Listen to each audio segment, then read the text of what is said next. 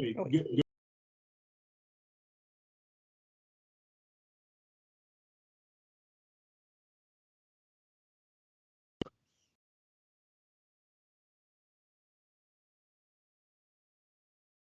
Or so, and then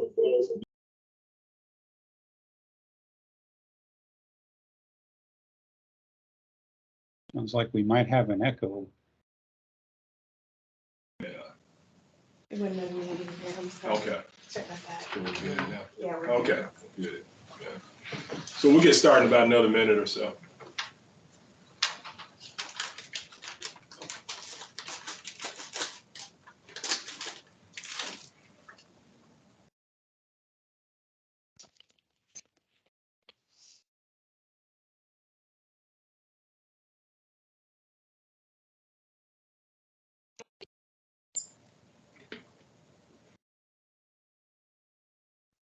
Chris Ferrante is on it.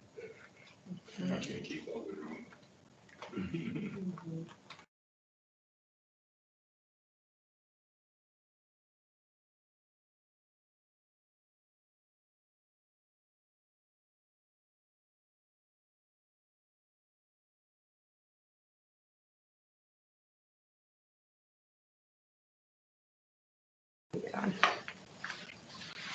Just for that one. And do your Vanna White on it. Behind it. All right. Well, good morning, everyone. Thanks for attending our second round, second meeting for the RRIC. For those who may not have been here last time, my name is Mark Wolfalk. I have the privilege of serving as the director for the City of Houston Solid Waste Management Department. And I know we have some familiar faces that are on. I'm not sure how many people are on right now, but I don't know. Mike, Keith, you can let me know if introductions will be in order, or if everyone is familiar with everyone, we can kind of forego that. It's up to you all. Yeah, I think what I'd request is, just for record keeping, if you can type your name and who you're with in the chat, just so that we've got a log of folks that are here. I think that for the most part, it's the same group that we had at the last meeting. But I'm looking forward to this conversation over the next several weeks to identify some specific thoughts that everybody has in terms of commercial recycling in Houston and how we can advance that. And so, again, we gave you some background on the plan last week. We're in the process of putting together a website that we can put all these presentations, so you'll have access to the presentations that we gave at the last meeting, as well as any future ones. If you want to get that sooner, please send me an email. I think that's you've all got my email address, and I'll get you a copy of those right away. But know that eventually we'll have a site put up where all this information will be available. So with that, Keith, do you want to start with introductions and the process going here? Sure, I'd be glad to. So I guess I'll start with, of course, I think since most of us have been here before, we could just, go around with introductions, and I'll start with mine. So I've been with the City of Houston Department of Solid Waste Management for 12 years now. My background's in construction and architecture. Currently the interim recycling manager and also manager of the reuse warehouse for building materials. And it's a pleasure to be here. And so I see next on the list is Allison Trulock. Allison, if you'd like to introduce yourself. Sure. This is Allison Trulock with NewGen, and I'm part of the project team working with Mike Carlton on this. And I actually missed the initial meeting, so I look forward to catching up on what we talked about in the first meeting and joining in on the rest of them. Great. And See, Bill Cooper's here. Bill? Hi, Bill Cooper with Cyclex International. We're part of the collaboration with ExxonMobil, Novacell, and FCC, looking at increasing plastic recycling in the city of Houston. Great, welcome. And next is Elise Coffey, here where I am. Elise? Hi, Elise Coffey, Solid Waste Management Department. I am over the community outreach section. I've been here for 34 years. Great, thanks, Elise. Next is Ruby Garcia.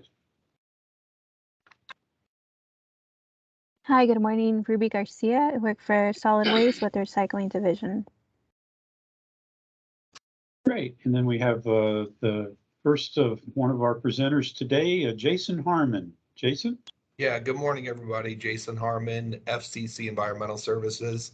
I'm based out of the Woodlands, Texas, but I'm sitting in a hotel in Tampa, Florida today. Good for you. That's where our director came from. Interesting. Okay. Yes, Mr. Benjamin Lopes. I hope I'm pronouncing that correctly. Hi, pretty close. Ben Yobst, I work for Waste Management from our recycling group for Texas and Oklahoma. I'm based here in Houston, and I basically help oversee and run our MRF in the area. So happy to be here again. Thanks. Great. And next we have Aaron Livingston. Aaron?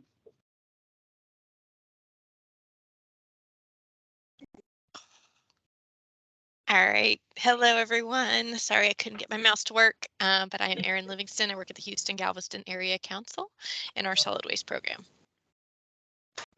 Thank you, Aaron. And next is Veronica Lizama. Hi, good morning, everyone. Veronica Lizama, Deputy Director of Administration in the Solid Waste Management Department.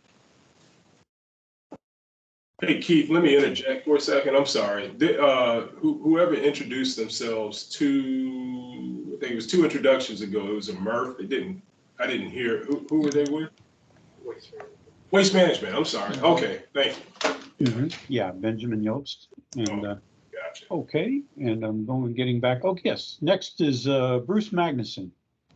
Hi, I'm Bruce Magnuson with FCC Environmental. I'm the Senior General Manager for Recycling. Great. Thanks, Bruce. And next is from Moonshot Composting. Hey, y'all, this is Joe. I'm with Moonshot Compost. I'm one of the founders, and we helped collect and consolidate food waste from Houston residents and businesses to be diverted and composted. Great, thanks, Joe. And we look forward to a future meeting on organics. That should be great. And okay, next is Tomas Pomier. Hi, everyone. Thomas Pomier with the Mayor's Office of Resilience and Sustainability in charge of implementation of the Climate Action Plan.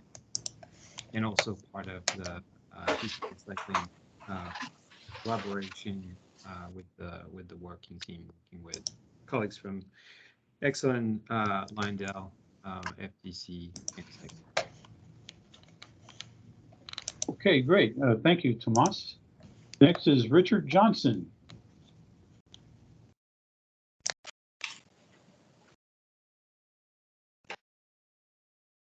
Oh, hi, everyone. I'm Richard Johnson, Executive Director for Sustainability at Rice. Glad to be here. Yeah, glad to have you. And next is Chuck Rivette. Hi, good morning. I'm Chuck Rivette. I work for Waste Management. I'm the Director of Planning and Project Development for Texas and Oklahoma. I have been involved in the solid waste and recycling business in Houston since 1981. Thank you, Chuck. And next is Rob Taylor. Yeah, good morning, everybody. My name is Robert Taylor. I am the Area Manager of Plant Operations and Recycling for Republic Services. Great, thank you, Rob. And next is one of our presenters today, Roland Turner. Good morning, Roland Turner with the City of Houston Solid Waste Management Department. I'm the liaison for the Business Recycling Program with the Solid Waste Management Department. Great. Good to have you, Roland. And next is Mr. Rick Wagner, one of our presenters today as well. Good morning. I'm Rick Wagner with Chevron Phillips Chemical. Been with the company for 30 years, but for the last 10 years, the sustainability policy and program manager. Great. Thank you, Rick. Welcome. Okay. And yes, that does it for introductions. And Keith, I think Bradley Pepper joined us as you were going through that process. okay, yeah, I didn't see Bradley. Bradley, would you like to introduce yourself? Yeah, no problem. And sorry for being late. Yeah, Bradley Pepper with the Houston Apartment Association. Thanks a lot. Great. Good to have you, Bradley. Keith, you also have Anthony Bowie with us as well. Oh, yes. Okay, they're in the room. Yes. Hello, Mr. Bowie. Would you like to introduce yourself, please? Yeah, good morning. Good morning. Anthony Bowie, Deputy Director of South Operations, City of Houston Solid Waste, and I've been with the department 43 years. Okay, great. Thank you very much, Mr. Bowie. And if there's anybody I missed, just please speak up.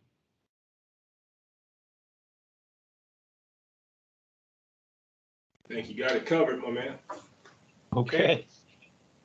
All right. Well, I guess we can just go ahead and get into the presentation portion of our meeting today, and we'll have Mr. Wagner with Chevron Phillips Chemical. Second will be Jason Harmon with FCC Environmental, and third will be Roland Turner with the City of Houston Commercial Recycling Program. I think we can just have questions along the way, but our goal today is to really have these presentations just be something that sort of sparks conversation and free-flowing conversation and ideas. So that's our goal. So I guess if we could, Rick, if you'd like to take it away, we appreciate your being here. Rick Wagner. Thank you, Keith. Well, first, I'm just really excited that we're able to take part and support City of Houston's journey here. Let me actually see if I can pop this up. Well, that doesn't help. You probably don't see what I just put on the screen. Try again. How about that? You guys see that? There you go. Yes. Yeah. Excellent. Okay, so really glad to be here. And, one of the things that is very exciting to me is the fact that this is a journey that the City of Houston has been working on for a while. And there's a similar journey that CP Chem, through our sustainability program and our focus on resource conservation and the full footprint of not only of our operations, but the full circularity focus of our product lines. So I think this is a great opportunity, not only for us to share what we're doing within our gates, but also with some of the opportunities that we're investing in to help all the different segments of industry here in the Houston region. And actually, we'll be mentioning some of the programs here that some of the other folks who are participating are involved in. So a lot of like-minded people, and that makes for good things to happen. To start, Chevron Phillips Chemical, we're a 50-50 joint venture between a privately held joint venture between two very public companies, Chevron Corporation and Phillips 66, who also are very large corporations within the Houston region. And with that, our focus is commodity chemicals and plastics, which is part of the thing that is part of the challenge here to recycle. But within our gates, actually, I gotta go down here. Pardon? Try that. Okay. Within our gates, we focus, we're on our own journey for our individual footprint.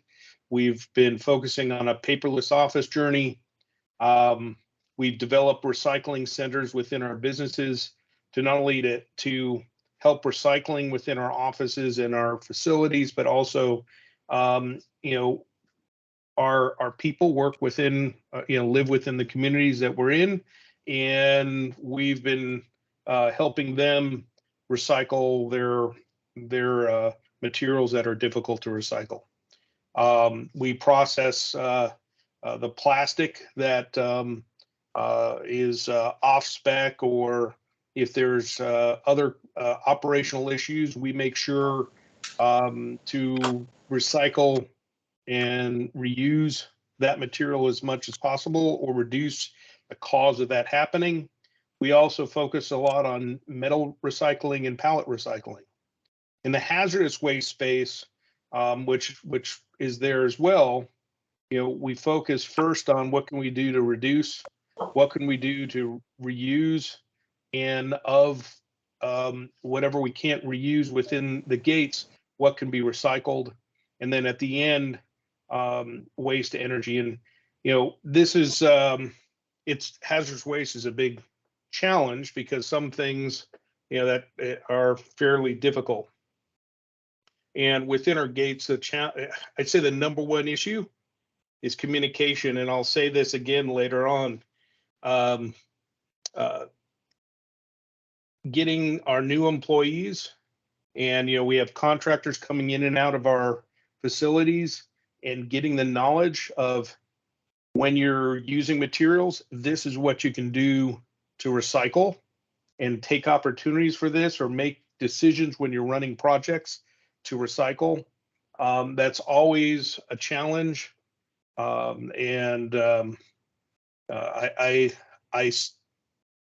been in this role again for about 12 years, and we just seem to cycle through every 2 to 4 years, needing to recommunicate, re-educate, to get people on board. But there's other things like soil recycling, which is interesting. There's only one facility, I believe, here in Texas that had been recycling soil. But during the COVID time space, they stopped recycling it. Well, guess what?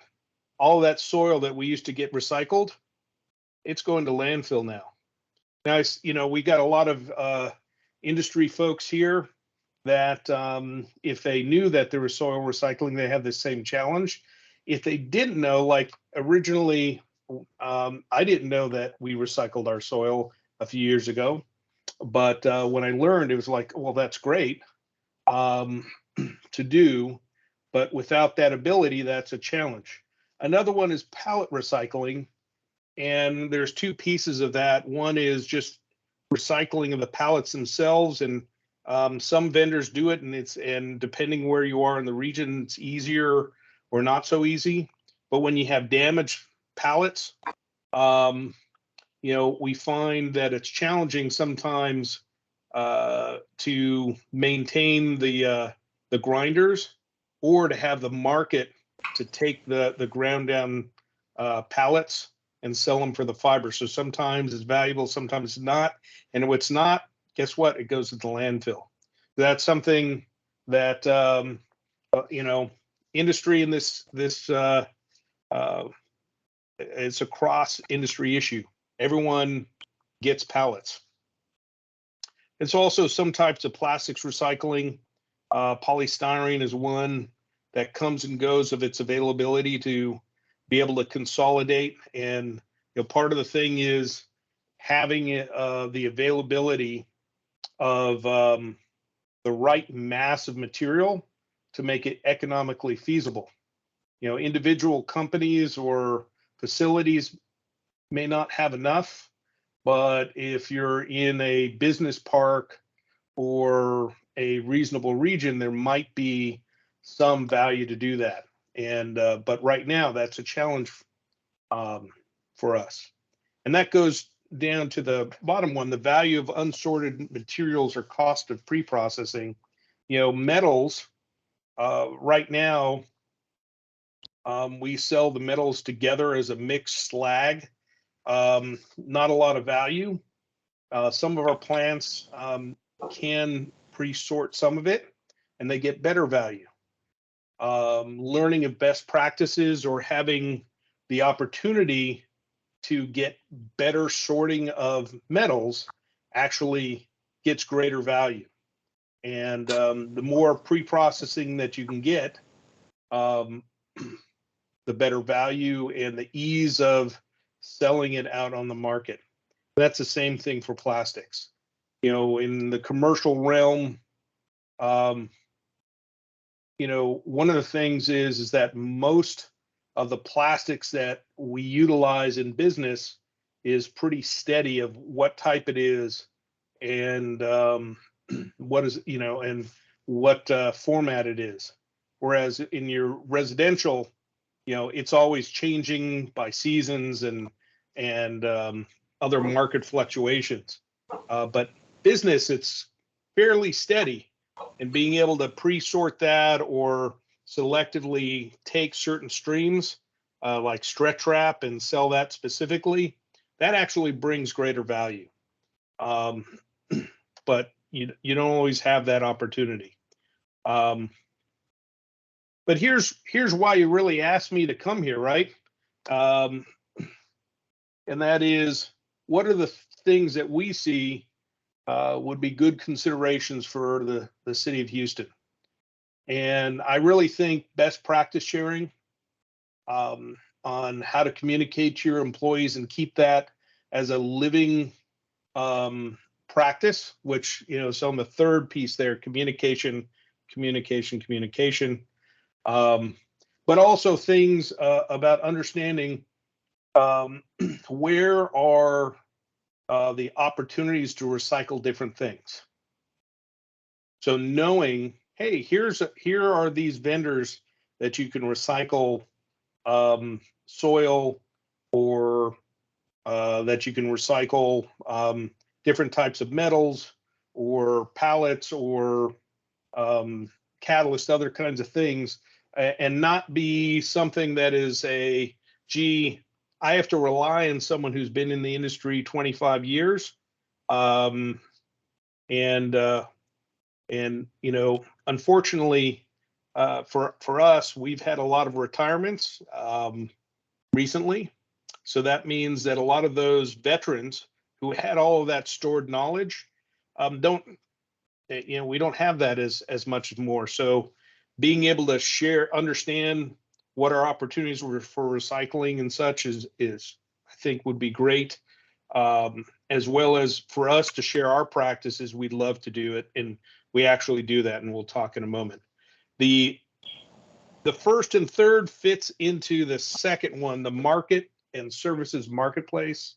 I know that there's some of these across the United States where there's a recycling marketplace where you're able to put here are the materials that we're looking for a home, or that we're having challenges with, and you have people putting in, hey, we have a business or service who either sorts or recycles, and we're looking for feedstock. And you have this marketplace that's managed by personnel who then helps match these folks together and create great recycling opportunities. So that's another suggestion that we had. And the last piece is landfill fees, or increased tipping fees, or pay to throw, whichever way you want to call it. When we've looked at different cities, and I think Mike spoke about this the last meeting, how many different cities have higher tipping fees, and the concept of pay to throw or landfill fees, it basically says, look, if you're not willing to recycle, there's a cost to the city and to maintain this landfill and to find ways to lower the cost of recycling so you can lengthen the life of this landfill that you're using. And what you're seeing is cities that have that basically have higher recycle rates. Cities that don't have those kinds of things have trouble with recycling rates. I'm not saying it's a perfect solution, but it's something that we've seen that does give recycling a boost. So those are our 4 thoughts here.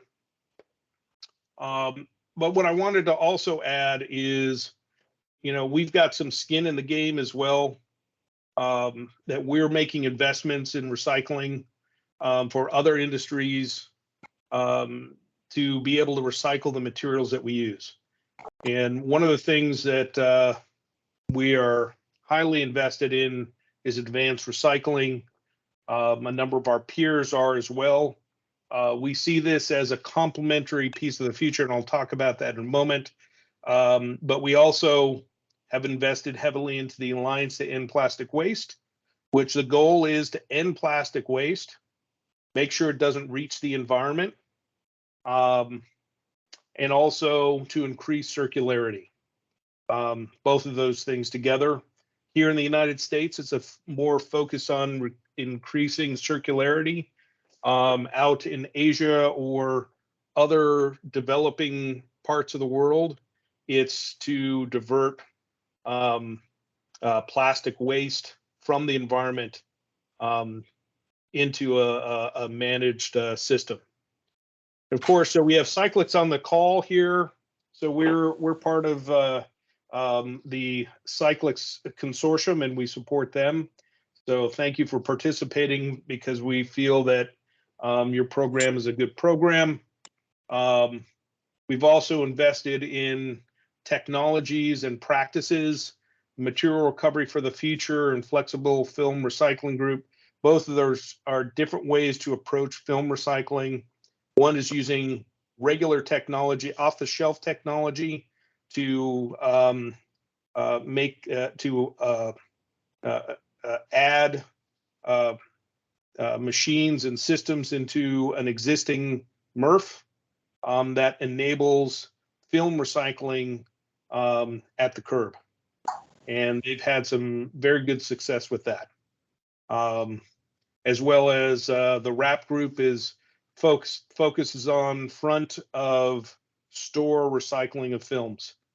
And then the last piece is our sustainable smart communication tools, and that's free on our website and available. So I'm coming up on my time, so I'll just close with this piece here on advancing the circular economy and mechanical advanced recycling. Here's the thing: mechanical recycling, we need to do more of it, and it needs to grow. But in the plastics world, there's some challenges for materials that are not simple structures, or materials that are mechanically recycled and going into food or pharmaceutical applications. And what do you do with that? You can do more work onto it, but the price increases substantially. And that's where advanced recycling is a complementary add-on to that allows you to take a broader range of polymers, complex structures, and what comes out of that is basic chemical feedstocks that make polymer that can go back in the food or pharma applications where mechanical recycling is challenged. So they actually work together to create a nice circular view of that. So hopefully you have some questions. If not, I'm sure I know we have 2 other great speakers. I will say also, we have more information on our website with our sustainably smart materials on a lot of things that we talked to. So it's free to download and share and everything. If you have any questions, come on and ask. All right, I do have a question for you, Rick. You have any cities that you can share that are seeing the success from the additional fees if they're not recycling? Yeah, and actually, I think I can get that to you. Okay. Let me pull that together. Okay. Because I think that's public. I'm pretty sure that's public information that's available. Yeah, at the very least, I'd like to try to, just speak with them and learn a little bit more about their experience. And yeah, that's great. Thank you.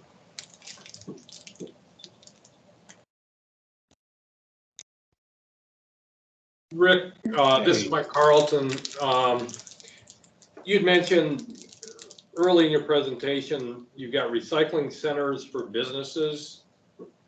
Can you talk a little bit about what that includes? So basically what we've done, it depends on the area that we're in. Here in the Houston area, it's mostly focused on our employees, but in Orange, Port Arthur, Beaumont area, where recycling, the recycling system there stopped moving because of financial issues.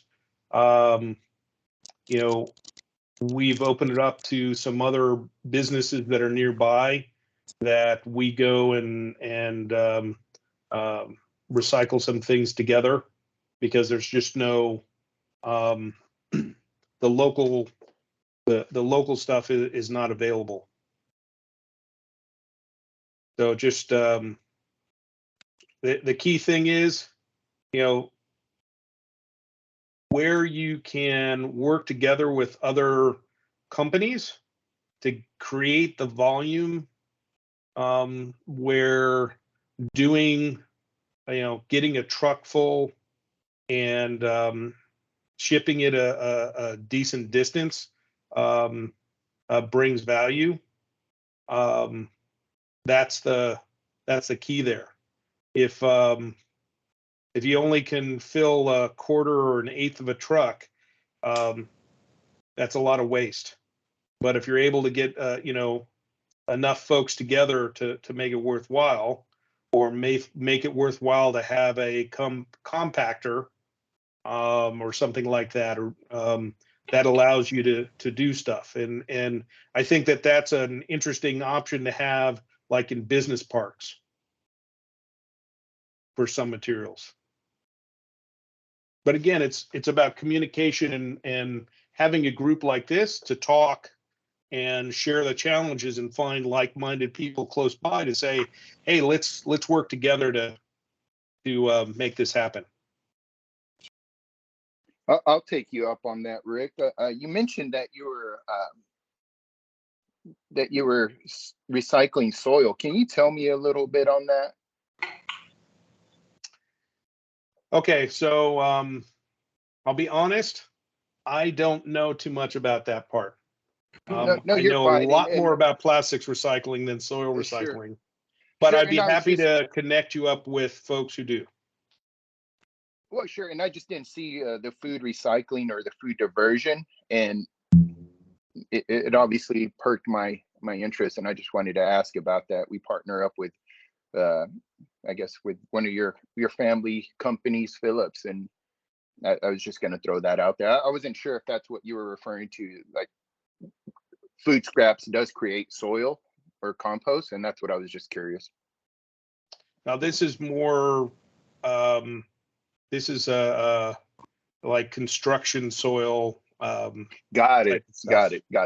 Sure. Hey, Rick, But I will take you up on the food scraps thing, so you might get a call from me later. Oh, sure.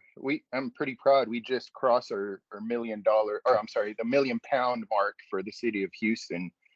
So we can definitely put something together. In fact, here, I'll share that with you real quick because we measure everything we pick up. So humble brag, and I don't know if this was the right platform for that, but apologies. The shameless plug.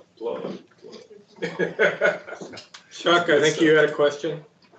I was just going to put words in Rick's mouth. The soil recycling, Rick, you're probably talking about HPP, where they blend it with other construction materials and it goes into a abandoned sand pit out by Baytown. Cool. Yep.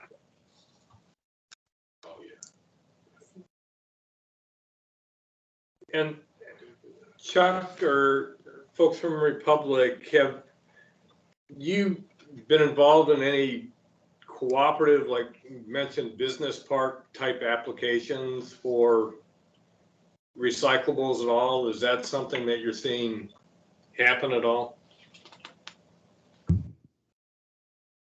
Well, I may let my partner Ben Yelps answer that if he wants to, but we've been mining paper from downtown office buildings for decades, right? And taking them over to the Clay Row Paper House. That's a pretty mature market, or has been for us. Ben, you got any comments? I apologize. Someone popped in my office. Could you repeat the question? He was asking about any experiences we had with setting up business recycling, and I just mentioned that the mining of the large downtown office buildings, law firms, and things like that. We've been doing that for a long time and taking it to the Clay Row Paper House. That was a pretty mature market. Yeah, I think there's additional opportunities for sure. One of the issues that we routinely run into and our sales folks run into would be methods of collection. Even in new buildings downtown, they're not necessarily leaving room for a second compactor. They centralize the waste, but it's really just for trash. So there's a couple different ways that we've been able to piggyback off of some of our commercial or residential services, where maybe they have 96-gallon carts that they all bring to a loading dock. Maybe we add some front load containers to supplement the roll-off work. So I think part of that is customers kind of figuring out with help from all of us here on, how could they implement something and eliminate that gap between, as Chuck mentioned, we do a lot of commercial recycling at our Clay Road facility. And so there's a place for it to go, and we know there's plenty of companies to pick it up. But getting it from the desk to the dock really seems to be our biggest challenge. There's no shortage of available paper downtown, and there's no shortage of MRFs to drop it off at. There's no shortage of companies to pick it up, so it's just a few more places we need to connect the dots. Yeah, I'll pig you on the back there, Ben. Well said. It's just sometimes you gotta get creative, and every site is specific to what's available space and just what they're willing to spend in capital. So a lot of opportunities out there. You just kind of got to dive deep into each one when you get an opportunity. Well, fantastic. A really great conversation happening here. So I think it's a good time to go to our second present. Yes?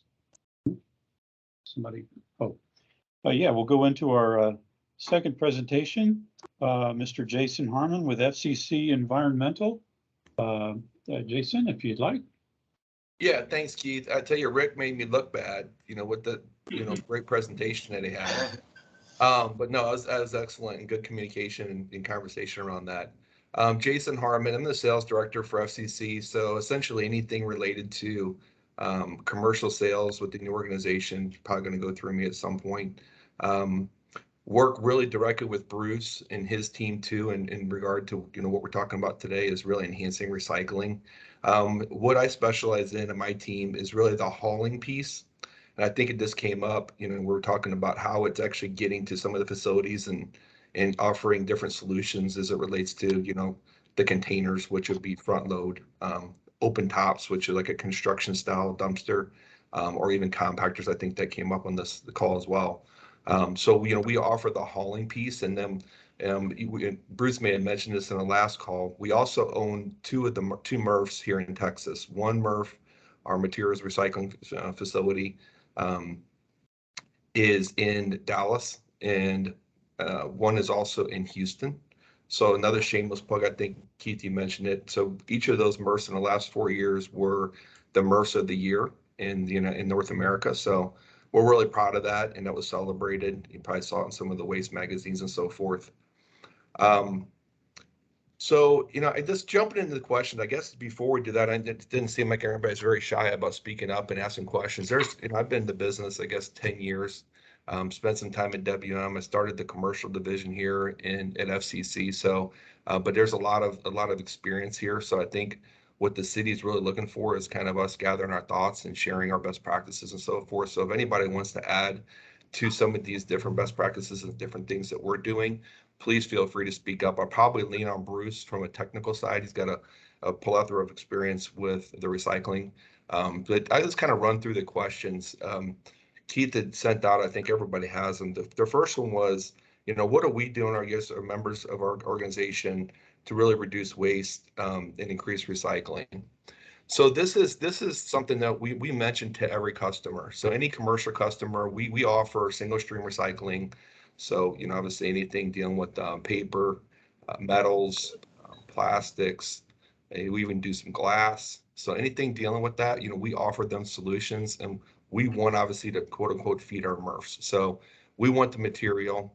So we really encourage our customers, all of them, to do that. Multifamilies, there's the big push for that. Someone asked about different cities specifically that we've helped. In my career, obviously the city of Dallas has made that mandatory. We just started service last October in the city of Omaha, and they set up different recycling facilities in different ways to make it easier for the residents and citizens to recycle. And then Minneapolis was another big one that I was a part of too. So I've been a part of some of these things, and I think it's great that we're having these conversations, because some of those things were just mandated without really a lot of dialogue from a lot of the people that are going to be, obviously, a big part of this. So we've done mailbox stuffer things, to basically encourage, recycling. And obviously the touch a truck stuff, anything within the communities, really participating with, local municipalities, anybody really that's willing to listen and let us show kind of what should be recycled, what shouldn't be recycled. Did stuff with schools. Bruce will probably mention too that we have a beautiful viewing gallery at both of our facilities, where we definitely encourage any type of tours and that type of thing. So we're very much open to, and the company is actually based out of Europe. So the company is based out of Madrid, Spain, where the Europeans seem to recycle a lot more than, depending on what area you're in, of course, in some of the places in the United States. And if anybody has a question, you can interrupt. But we work directly with corporations, really finding out what their sustainability goals are. And there's a lot of large corporations. Obviously, Rick's a part of one of them, and there's a few rather large amount of different companies in Houston specifically that has some really lofty sustainability goals, and how we can assist them. We're definitely able and wanting to do those things. Somebody mentioned organics. We don't process organics, but we do have the ability to. We have some partners within Houston, and I think there's one on the call. I think somebody mentioned organics. We have the ability to haul, and we're open to doing some of those things from a hauling perspective to to help some of the sustainability goals. So that was kind of question number one. I'll kind of open it up and see if there's some other best practices that would be useful for the city that anyone else would like to add.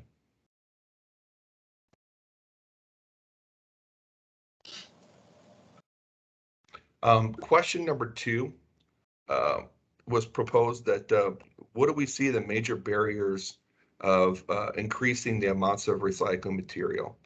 So, I've lived in Alabama. I've lived in different places, and the South. That people don't want to pay to recycle. I don't know why. It's not really supported. Doesn't seem like from the municipality standpoint. A lot of the, there's not a lot of drop sites. There's not a lot of things, but WM and the Republic folks can understand and appreciate this too. You're probably paying twice as much from a processing standpoint as it stands now to recycle in the single stream perspective than you would just to dump into a landfill. So without some sort of mandates and different things that are in place enforcing some of the organizations or, corporations or multifamilies and so forth to do those things. It's difficult to really have, unless, somebody's really maybe moved, a lot of people are moving from different states, obviously, to Texas, and they're bringing some of those recycling initiatives with them. But we got to, obviously support them. But right now, I'm just running into the fact that people will offer recycling, and then they'll say, well, just give us another dumpster, get another day of service. We're not going to pay for that. So that's the big barrier that I run into. I don't know if any other haulers want to speak to this, but that's kind of what we typically run into from our perspective. Yeah, just one slight correction on that. In the city of Houston, I mean, you were saying people don't want to pay for recycling. City of Houston, they don't want to pay for anything. Garbage, recycling, nothing. Yeah. So. Right. Isn't that the truth? So yeah, I'm with you, and it should be their thing as part of the bill, and you should be doing it. And there's a lot of but then they don't want the landfill to smell, and they don't want make sure there's any issues with the water runoff, and that, but they want that too. So that it comes at a cost, right? Yeah. Hey, Jason, I'll jump in here. This is Rob LaTourette with Republic Services. I joined late, but I'll jump in and agree with you. I mean, we say here that recycling needs to be both environmentally sustainable and economically sustainable. And organizations like ours are here to facilitate, and have processing centers and collect it and bring it to the right spot. But, we can't be the only ones paying for it. There needs to be at least some meat in the middle. But I think, like you said pretty well, Jason, I mean, it's leaning on and partnering with our customers and aligning with their own environmental sustainability goals and initiatives. So that's how it should work when there's a true partnership. Yeah, I totally agree, Rob. And the people that are buying into this, like the major corporations, it seems like it's going over a little bit better than some of the gas stations and multifamilies and so forth. But absolutely, thank you.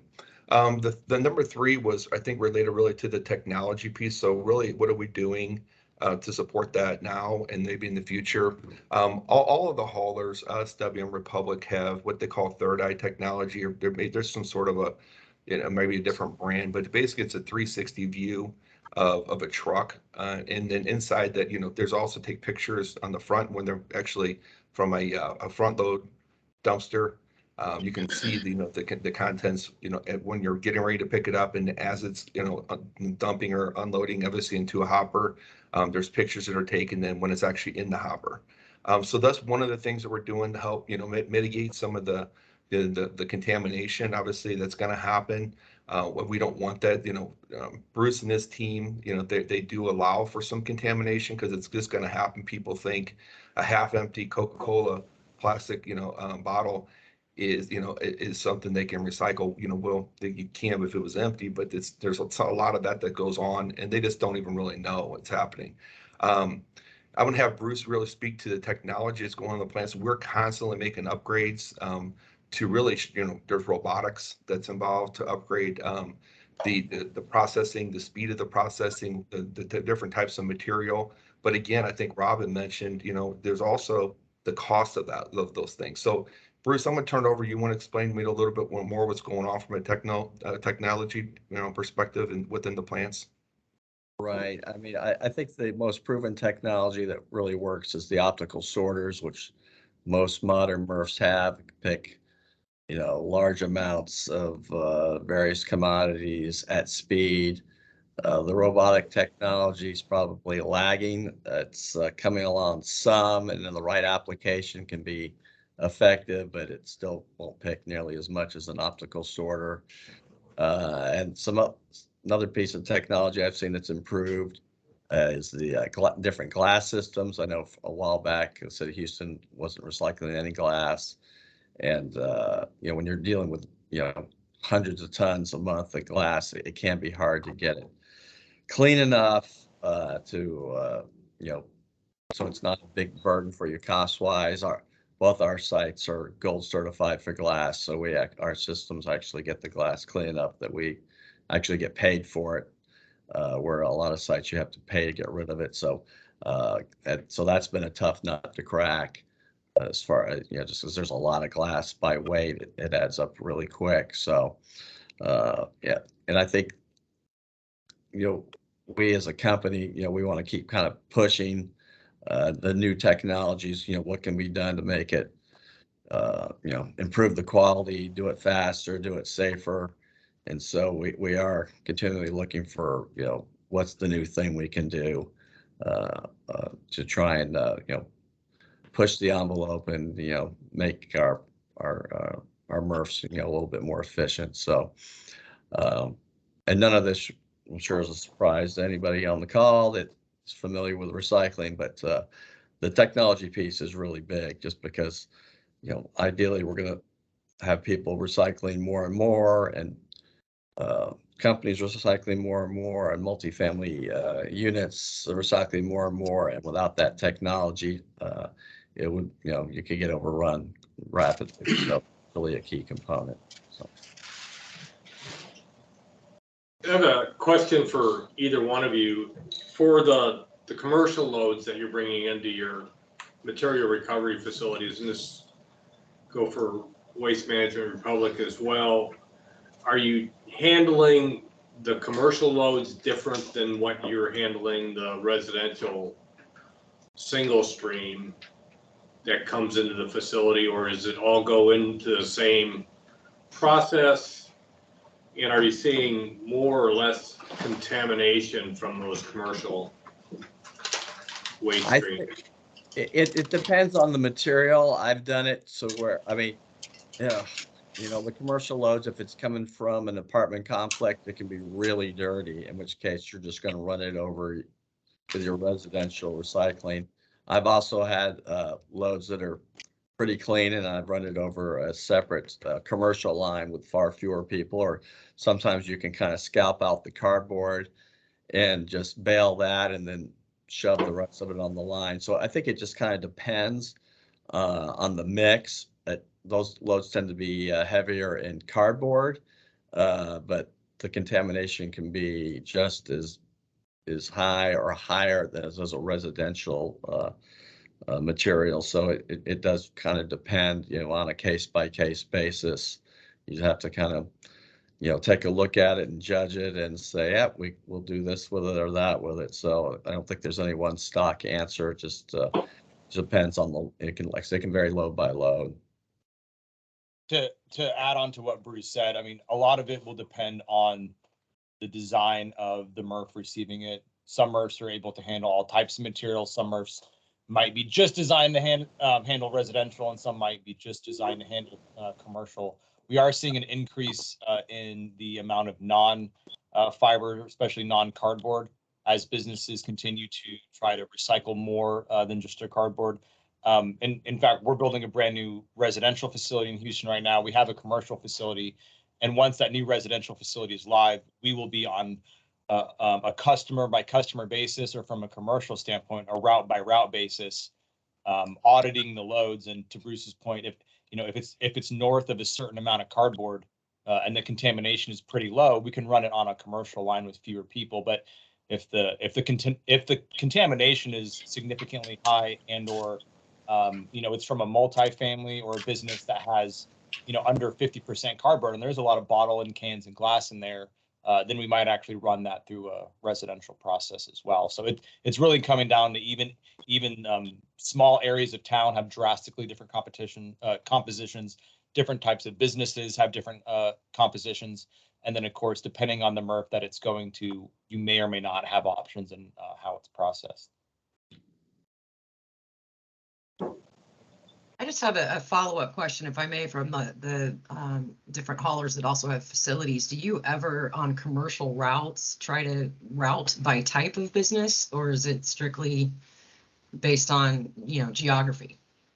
So in other words, are you trying to get cleaner loads where you may go around where there's a lot of cardboard and office paper, and then go back with a different truck for the mixed recyclables? No, I was just going to say thanks, Ben. I think usually it's just like, if the load is clean enough, then you might try and collect that differently. Say if it's all cardboard in a compactor, so it can just be hauled separately. Otherwise, if you're collecting in a front end loader, I think you're looking for route density and try and pick it up as efficiently as possible. as opposed to the cleanliness aspect. Yeah, Bruce covered most of what I was going to say. We do have some routes, like a downtown office route, where we're specifically doing one route for one area of town. But then you're constant, and for those in the business know, you're constantly weighing what you'd like to do with your routing efficiencies to keep your costs down and your volumes higher. So you may not be able to most efficiently route a route where you're picking up like material. And so that's why you get quite a variability. But where we have enough density of a certain type, like downtown areas, urban areas, try to do that where possible. Good question.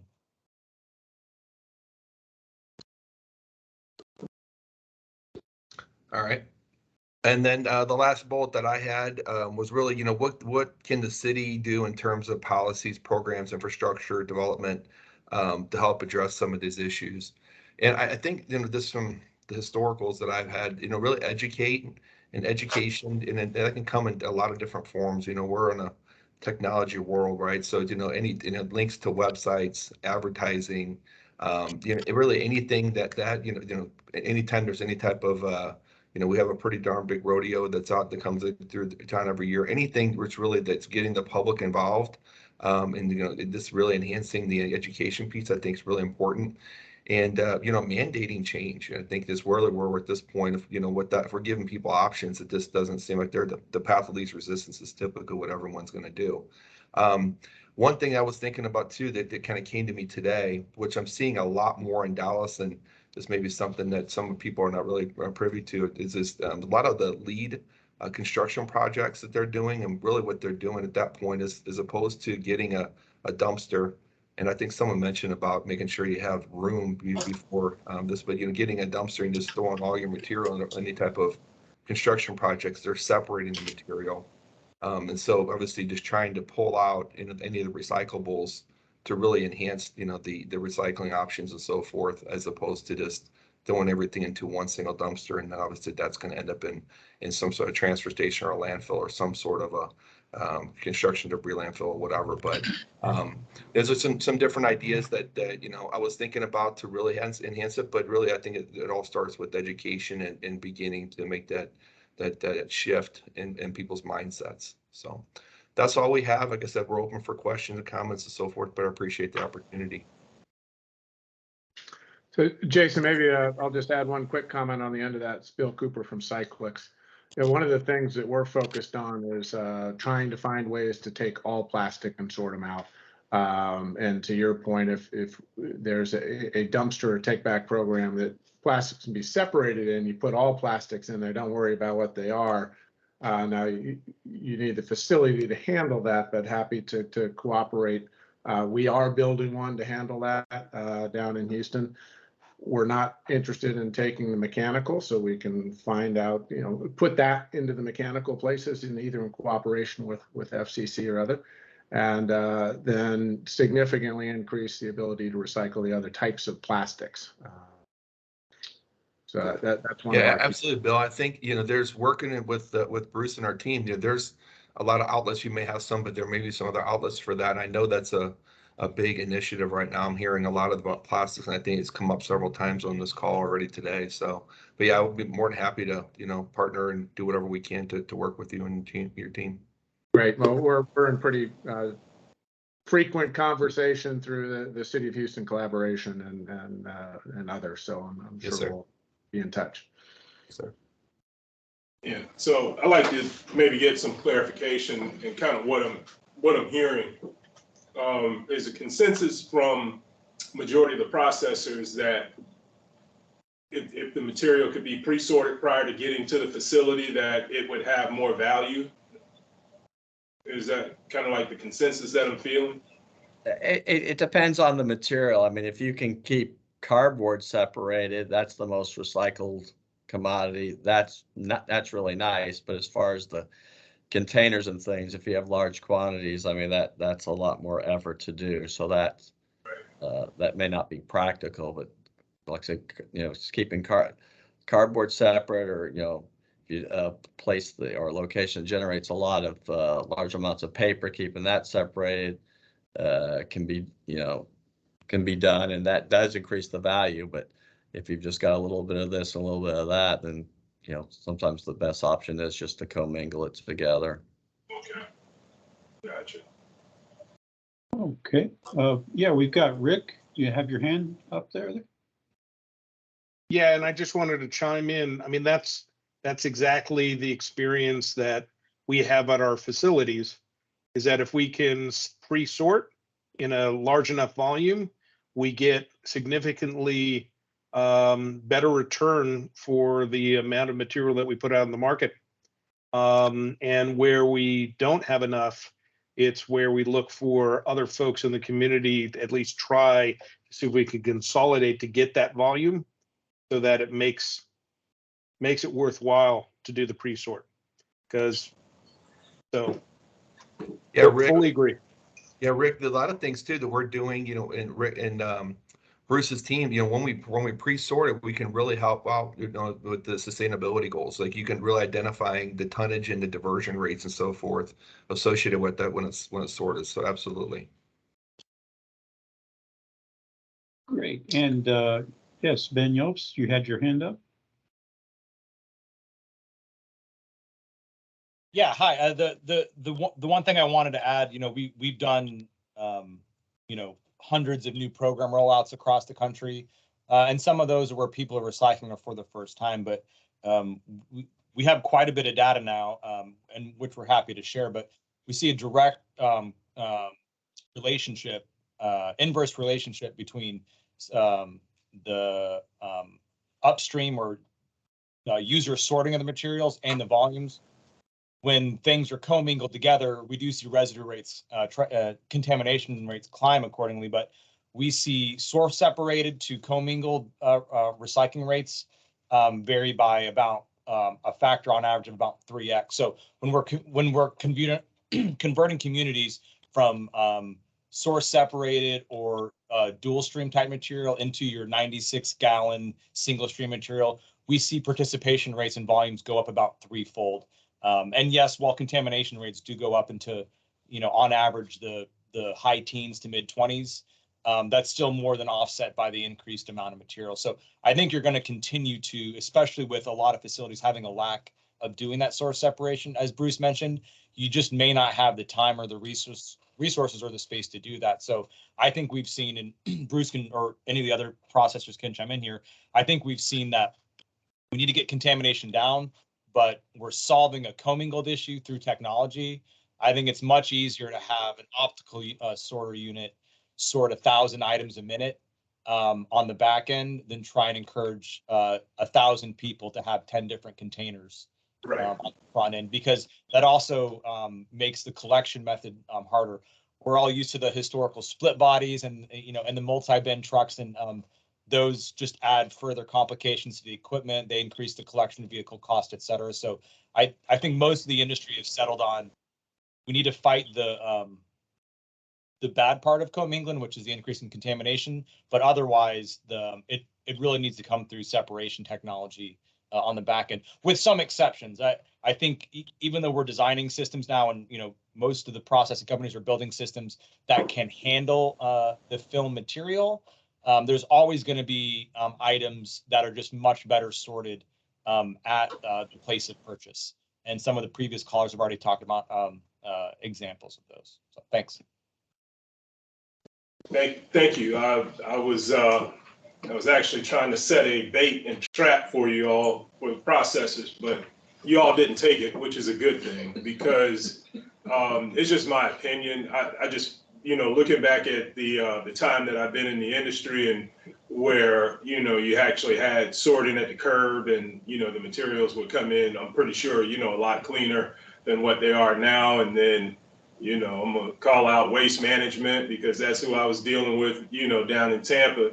They said, hey, you know, don't worry about that. Just put it all in one bin. And then, you know, we put it all in one bin, and now we see the contamination rate shoot up.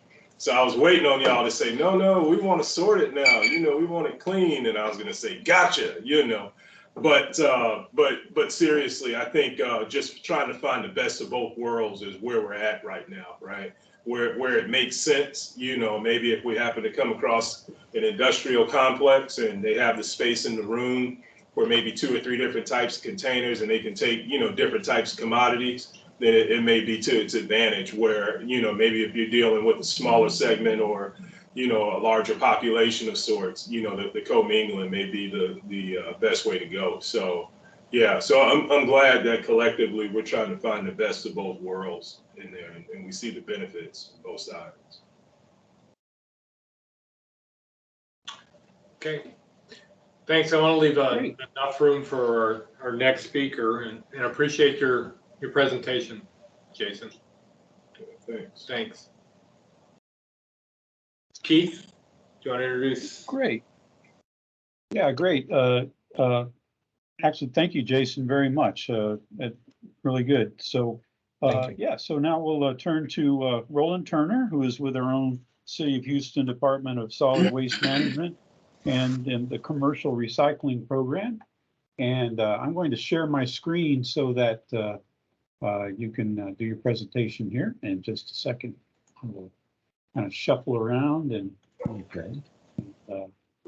Good afternoon, everyone. Again, my name is Roland Turner. I'm the business liaison for the small business recycling program that the city has had since the interim of it. I think it started back in 2010, back when they still had the tubs or the buckets. That's what the city of Houston was using. And right around 2011, 2012, when they came out with the 96-gallon container, that's when it all started changing and getting where you could commingle all of your recycling materials. Dustin Lies, under Mayor Parker's Solid Waste Management Department, came up with a concept of, hey, let's go after the small and medium-sized customers. And with that, we came up with changing the world one container at a time. What did that mean? That means that since everyone was going from the small tub to the large tub, a lot of the small businesses in the Montrose area, they were very interested in partnering up with the city of Houston. We offered that service to them, and it started this program that we have now for the last 12 years, and the small and medium-sized business customers are really in behind the program that we have in place. Next slide. And as you know, Houston is the fourth largest city. We offer the small business opportunities to the owners to partner up with the city of Houston. I can't see that with these glasses. Okay. To partner up with the city of Houston Solid Waste Department. At that time, we were advocating the 3 R's: reduce, reuse, and recycle. However, Houston has found ways to reduce the amount it pays for reuse disposals over the past several years and save the taxpayer several $1 million in landfill fees by strategically locating recycle facilities throughout the city for residential use. We were looking for more innovative ways, maybe, again, to incorporate the smaller business community into our process, being that we have no business zonings and being that a lot of the small business people in the Montrose Heights area, they lived in the community and they were really excited about the recycling program that we had offered. By offering a cost-effective, time-saving, automated service, we anticipated doubling the current needs of our recycled materials. And going into the future, you guys are talking about that today, the different ways of the larger industrial commercial accounts can participate and recycle a little bit more. Next slide. And going into the future, I'm just giving you guys an overview of our program. Going into the future, well, again, we offered I can't see that. We offered our small businesses a chance to reduce it, to reduce their regular garbage. Recycling saves natural resources, energy, air and water pollution, and preserve landfill space. Our program, again, it started with one container. Throughout the process, as the program grew, a lot of customers were looking for additional containers, so we went up to 4 96-gallon containers. It was a convenient bi-weekly service without sorting, which we just had a conversation about that, about sorting the material versus going after a particular type of material. The placement of our containers is very important because the street size here, more containers on the street, the growth of the city. We asked that people would place their cars 3 feet apart, 5 feet apart from any other objects such as mailbox or cars that are parked on the street so that we could quickly service them. The program also offers, it's an annual program. The annual program, you can enroll in the program 3, 6, or 12 months term limits. Next slide. And this is what the city of Houston has offered. They partnered up with, again, we just heard FCC with Jason. They partnered up with FCC to get a state-of-the-art facility here that can process the materials that we collect on a weekly or annual basis. And of course, they are able to process over 150 tons of recycled materials annually. And going into the future, they should be able to cover what the size of the city of Houston would be collecting. Next slide. Our program has, again, for the last 10 years, has progressed. And as you see, we basically, with a small to medium-sized accounts, we've been able to maintain anywhere between 200 to 300 locations by going out, educating the customers, which are the small business community people who are really enthused about being in the program and doing the right thing for stability and for sustainability. And you have a lot of people within their organizations that are just learning more about the recycling. They get more excited about it. So we've been able to retain these businesses. Again, it's an annual fee that we charge. So they renew it every 3 to 6 or 12 months. And we've been able to maintain that. Again, we partnered up with Montrose Business District. We partnered up with Upper Kirby Business District.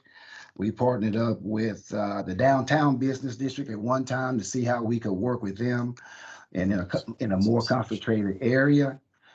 There were some ideas we had, but we just didn't have at the time. We didn't have the manpower or the support to make that happen. Westbury, Westbury, they were involved in our growing of this program. And our number one goal, again, was to offer them opportunity to participate and to partner up with the city of Houston to recycle and have a program that they would be proud of and help make the city of Houston a zero waste community. Next slide. Here are examples. I probably had about 300 pictures, and I just went through some of the pictures of the customers that's been in the program for over 5 or 6 years, just to let you know that the different industries, from commercial to retail to high schools to nurseries to the oil industry, pipeline industries, a lot of those companies have reached out to us, especially with the workout facilities. They've all reached out to us to recycle on a small scale. They want to feel like they're doing their part. And again, of course, we basically go out and talk to them about every 6 months, because I know the turnover within these companies are very high. So we just keep an interest in it and make sure that the next group of people that are coming through that small business are aware of what their commitment has been to us and what our commitment is to them. Next slide. Of course, we have talked on a smaller scale with the 1s, the 5s, and the 7s. The paper, the plastic, the cardboard, the aluminum, the glass, and the newspapers. Most people are pretty much well set with staying within those guidelines with us. And I think we get pretty good recycling materials from these locations. And sometimes I go just do a spot check and just, initiate a conversation with them to keep them engaged in what we're trying to do and what we're trying to do to help the city of Houston earn a larger footprint in this recycling industry. And I think we've been able to do that. And of course, you can reach me through different avenues. We have the my website. We have our website, the Solid Waste Management website. We have Facebook. We have Twitter. And word of mouth is how this whole program has existed for the last 10 years. And that's an overview of our program. Any questions?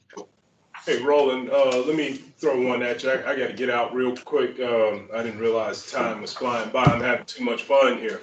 But, you know, what you're doing, I see it as kind of like laying the foundation, right? And so we're starting, you know, taking the baby steps, and now we should be ready to start taking bigger leaps. What, you know, with your encounter in some of the businesses that you dealt with throughout your time with the department, do you see them having any opportunities to expand their current programs, or you know, in some of those pictures that you had, do you see the potential for some of those places to have a larger container, or there be like a roll-off or a front load or something like that? Well, yeah, yes and no. For the majority of the customers that we have, the restaurant industry, that's what promoted us to go from 1 to 2 containers to 4 containers, because with the weekly basis, with the glasses in the boxes, if someone could get into that part of it, they would require a larger container. So, you know, the restaurant industry and some of the, like I had some customers out in the industrial area out at the airport. That whole area out there were looking for, this is probably about 6 years ago, they were looking for larger containers than what we offered to do what they did, because they have so many square foot of so many square footage and so many employees. The bottles and the glass bottles and the cardboard was very, very interesting to them out there. I'll say about 6 years ago.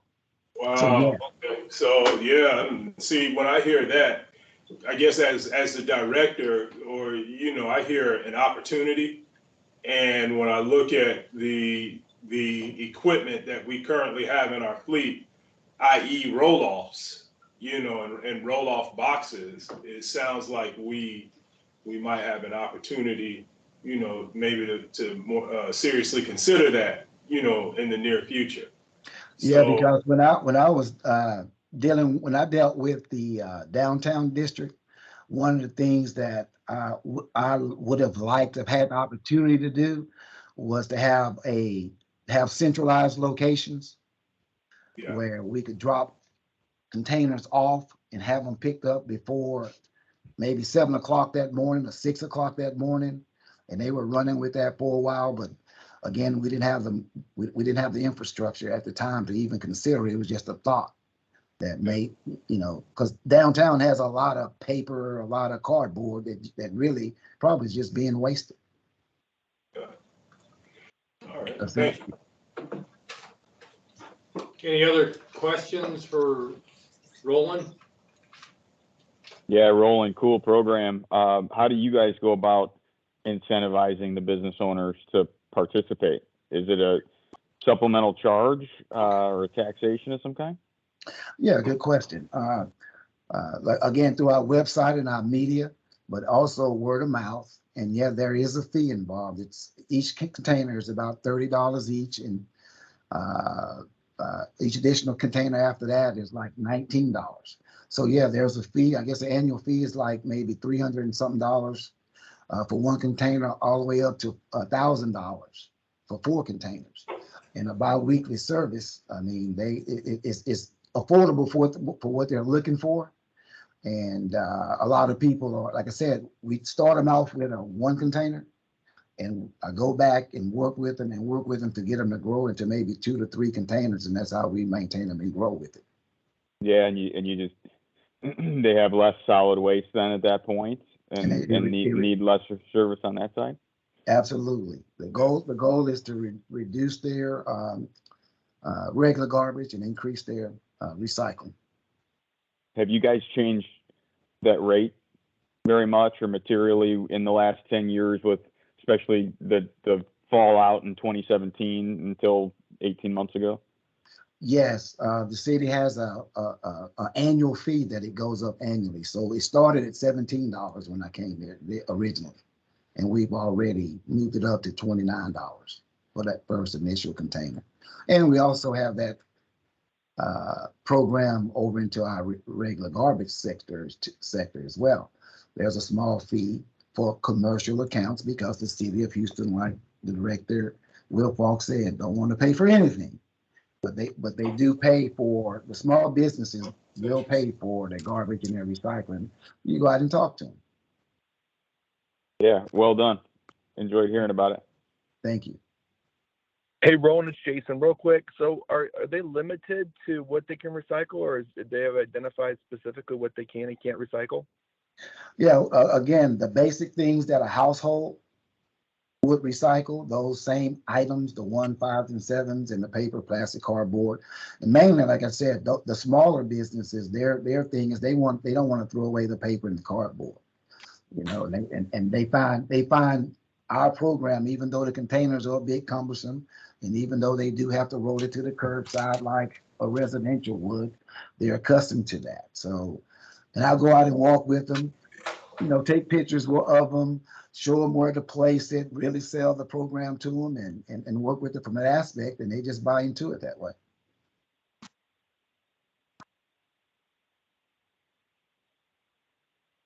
Okay. Any other questions, comments? I have one more question for you. Are y'all limited on like who can participate based on like their location at all? Yes, it is within our service area of what the city services. And once someone contact us, we'll our GIS locations, they'll take a look at the address and see if it's within our service radius or boundaries. And we'll let you know if we can service you at that time or not. And if not, I don't know of any other program out there that really uses the 96-gallon containers the way that we do commercially. So we kind of have a one-of-a-kind program right now that can really still grow, in my opinion. Okay, so that's the only qualification, is that you have to be in the city of Houston service area. That's the only qualification. Okay. And curbside access, let me put it that way, curbside access. Yeah. And that's back to what the director said a minute ago. If we had a larger container at some of the business, some of the small business, what do you call them? Businesses where you have multiple businesses in there. If we had a little larger container where everyone could participate in it, that would be a concept that might increase some of the recycling capabilities as well.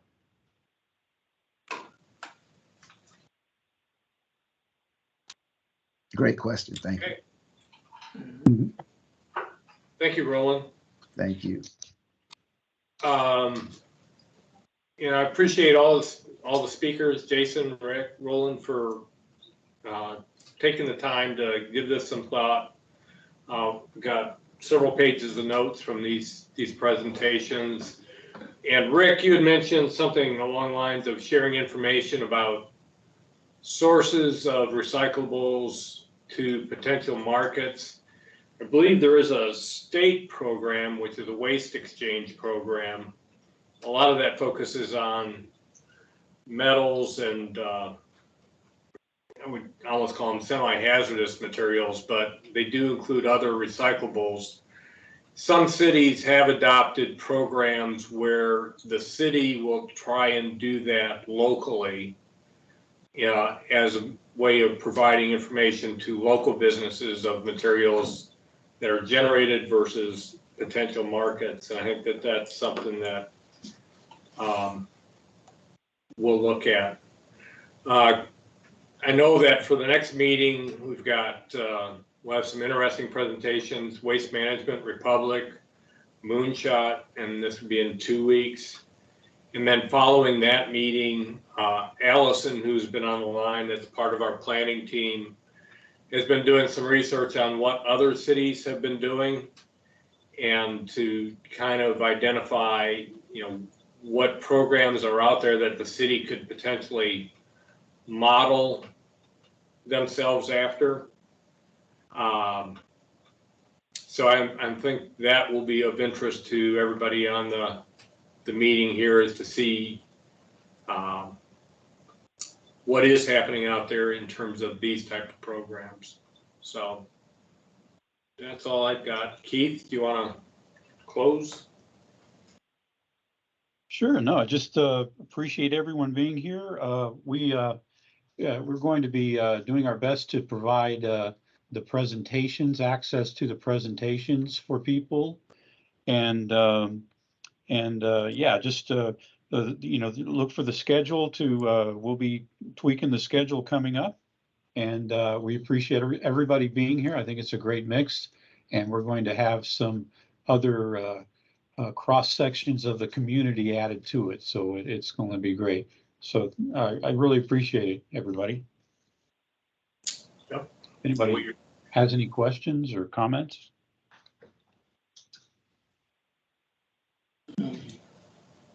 Okay, well, this pretty well timed. We're right at 1 o'clock, so I appreciate everybody's participation.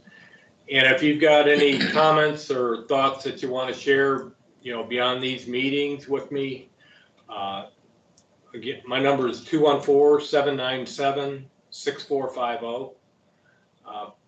Feel free to give me a call. And I think you've all got my email, so if you want to set up a time to talk about this individually, I'd love to have that conversation. Thanks. Thank you, Keith. Thank you, Mike. Great job. Appreciate All right. Thank you. Thank everybody. Thanks, Okay. Thank y'all. Thanks, Mike. Yeah.